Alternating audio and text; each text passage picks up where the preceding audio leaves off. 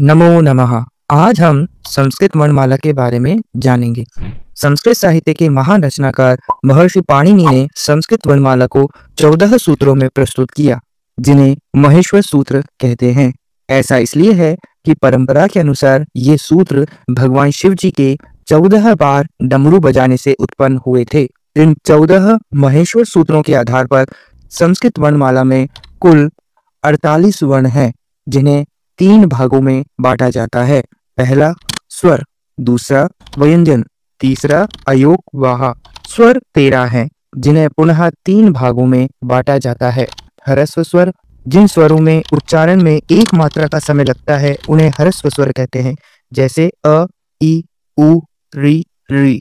दूसरा दीर्घ स्वर, जिन स्वरों के उच्चारण में 2 मात्राओं का अर्थात ह्रस्व स्वर से 2 गुना समय लगता है उन्हें दीर्घ स्वर कहते हैं, जैसे आ, ई, उ, री, ए, ऐ, ओ, औ।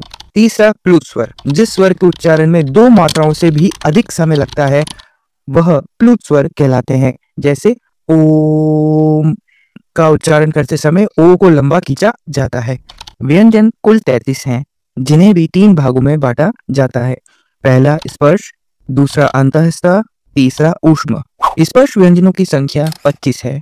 क से म तक सभी व्यंजन स्पर्श व्यंजन के अंतर्गत आते हैं। इन्हें 5 वर्गों में बांटा जाता है: क वर्ग, च वर्ग, ट वर्ग, त वर्ग, प वर्ग।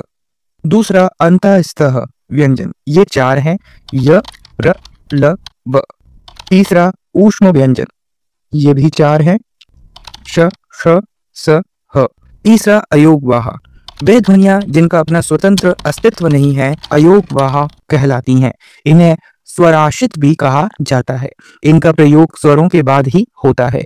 इनके 2 भेद हैं: पहला विसर्ग, दूसरा अनुस्वार। अतः संस्कृत वर्णमाला में 13 स्वर, 33 व्यंजन तथा 2 स्वराशित को मिलाकर कुल 48 वर्ण हैं। धन्यवाद।